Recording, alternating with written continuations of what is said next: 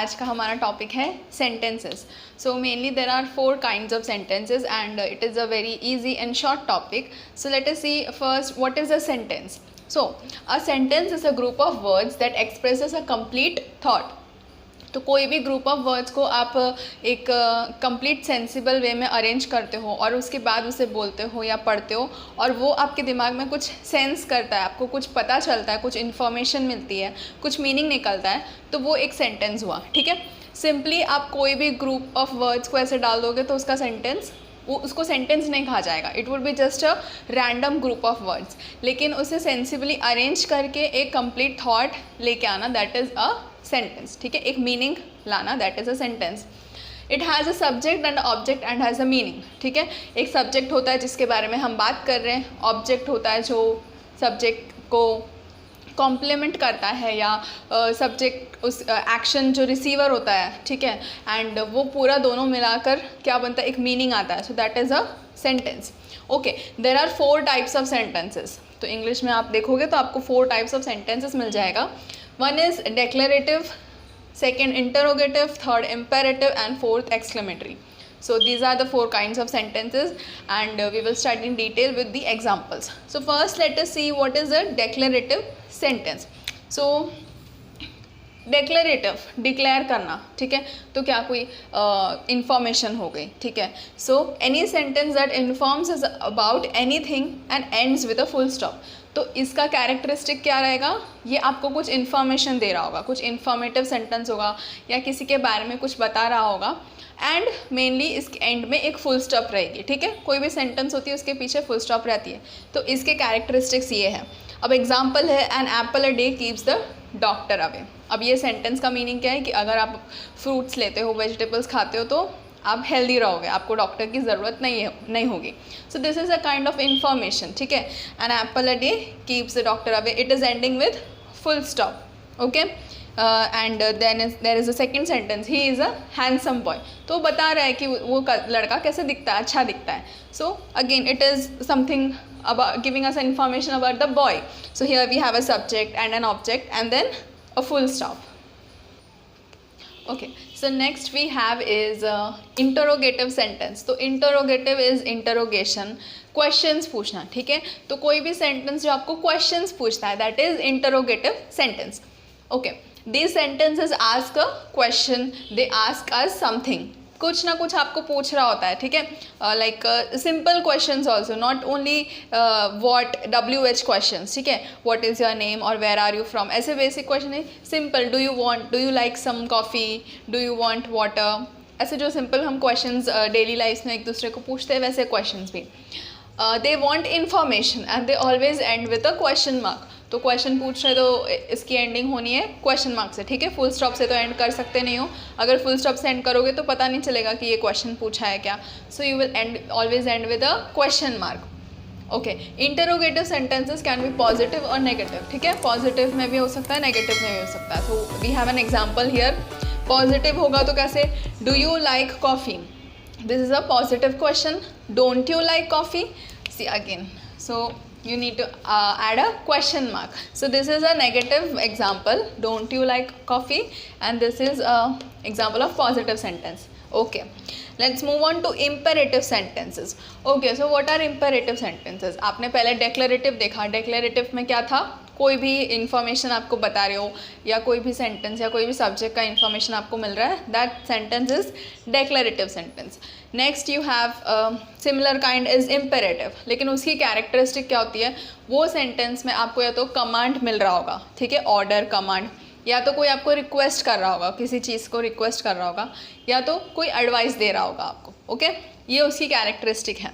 और यूजुअल एक सेंटेंस जैसे एंड होता है फुल स्टॉप के साथ, उसे भी आपको एंड करना है. Okay, let us see examples. Leave the room.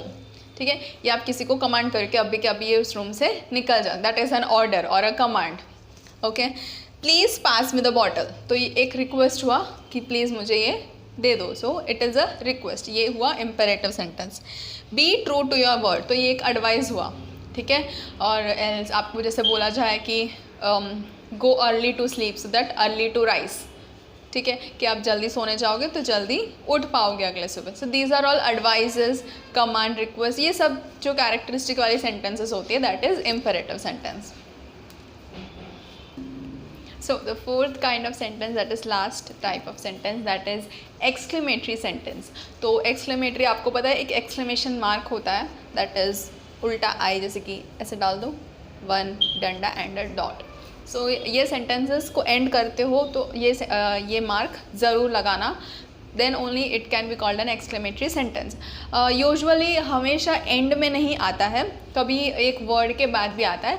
Late us see that. So why is exclamatory sentences use? कभी भी आपको बहुत ही स्ट्रॉन्ग इमोशन या फीलिंग आपको एक्सप्रेस करना हो, ठीक है, आपको बहुत ज़्यादा कुछ अच्छा लगा या बहुत दुख हुआ, ठीक है, कोई भी एक्सट्रीम इमोशंस आपको एक्सप्रेस करना, तब हम एक्सक्लेमेटरी सेंटेंसेस यूज़ करते हैं.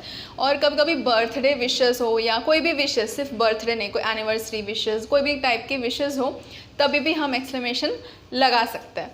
सो लेट अस सी.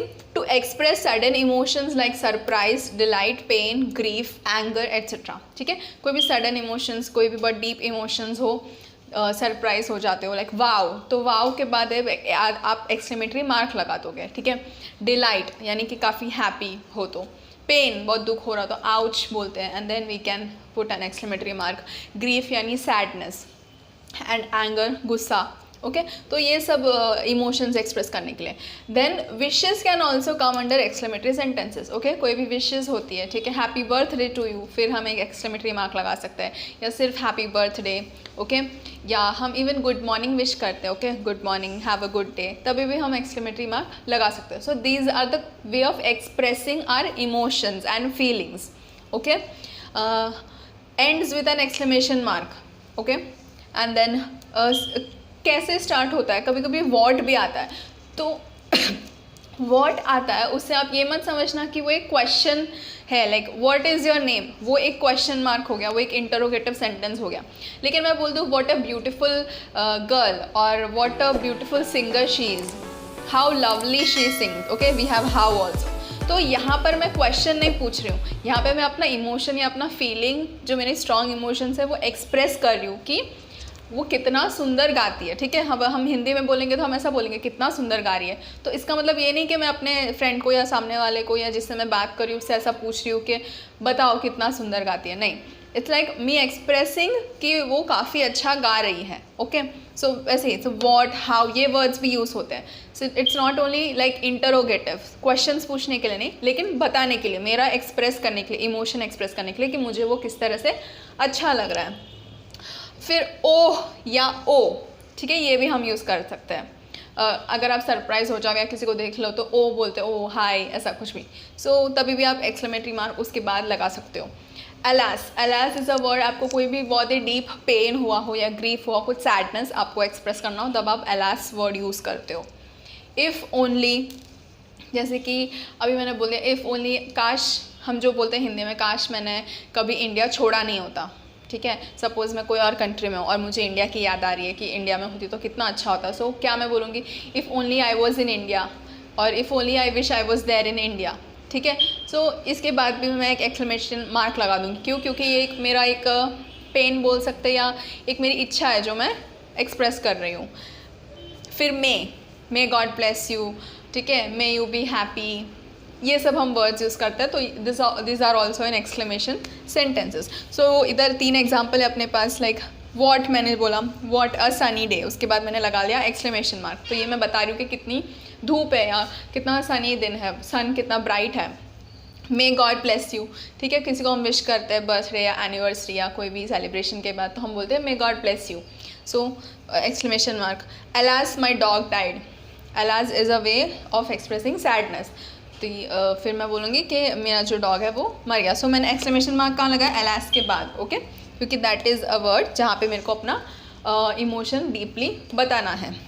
सुपर्ब, फिर कुछ वर्ड्स होते हैं जो सिंगल वर्ड्स होते हैं जहाँ पे हम एक्सक्लेमेशन मार्क लगा लेते हैं. हम सिर्फ वही बोलते हैं. कोई भी चीज़ हम देख लें, ठीक है, अभी मैं पूछूँ आपको ये ड्रेस कैसी लग रही है, तो आप क्या बोलोगे, सुपर्ब या वंडरफुल या गुड. बस आप एक वर्ड में आप अपना एक्सप्रेस कर लोगे, आप अपना इमोशन या फीलिंग. तो ये सारी वर्ड्स है, जैसे superb, fine, wonderful. Okay, so these are exclamation sentences.